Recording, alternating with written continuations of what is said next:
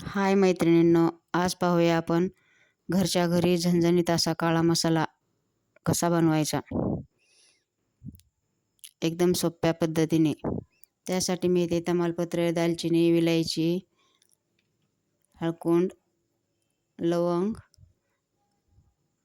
मिरे, शहाजिरे,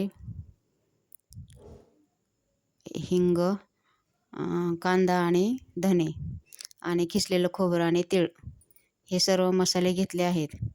बेडगी मिरची पाव किलो आणि अर्धा किलो लवंगी मिरची। बेडगी मिरचीमुळे कलर छान येतो तिखटाला।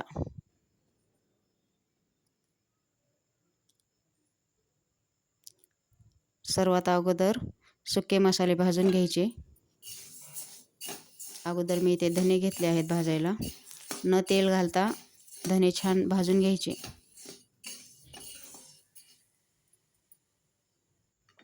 नंतर धने भाजून झाल्यावर काढून घेऊन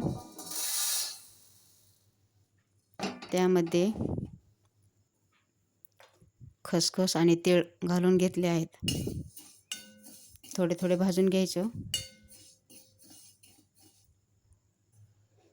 नंतर ते काढून घेतल्यानंतर शहाजिरे, साधे जिरे थोडे भाजून घ्यायचे। हे सुके मसाले सगळे न तेल घालता भाजून घ्यायचे आहेत। नंतर तमालपत्रे पण भाजून घ्यायची।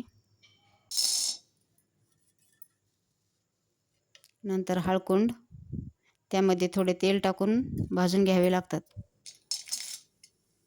नंतर दालचिनी पण थोडंसं तेल टाकूनच भाजून घेतली। मसाला विलायची,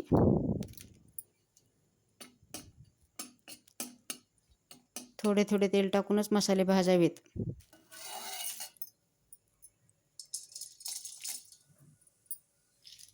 नंतर चक्री फूल, साधी विलायची, नंतर हिंग आणि जायफळ हे पण थोडे तळून घ्यायचे तेलामध्ये। लवंग आणि मिरे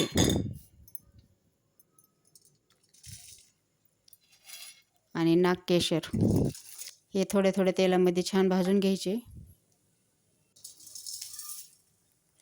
नंतर कांदा छान चिरून वाळून घेतलेला आहे। थोड्याच तेलामध्ये कांदा पण छान भाजून घ्यायचा। नंतर खिसलेलं खोबरं, अर्धा किलो मिरचीसाठी पाव किलो खोबरं वापरलं आहे आणि पाव किलो धने। नंतर बेडगी मिरची अगोदर थोडी भाजून घ्यायची। नंतर लवंगी मिरची पण छान अशी भाजून घ्यायची। तयार केलेले सगळा मसाला कांडण यंत्रामधून कुटून आणला। छान असा घरगुती गावरान पद्धतीने मसाला तयार आहे। माझी ही रेसिपी कशी वाटली कमेंट करून नक्की सांगा। व्हिडिओ आवडल्यास लाईक, शेअर, सबस्क्राईब करायला विसरू नका। व्हिडिओ पाहिल्याबद्दल धन्यवाद।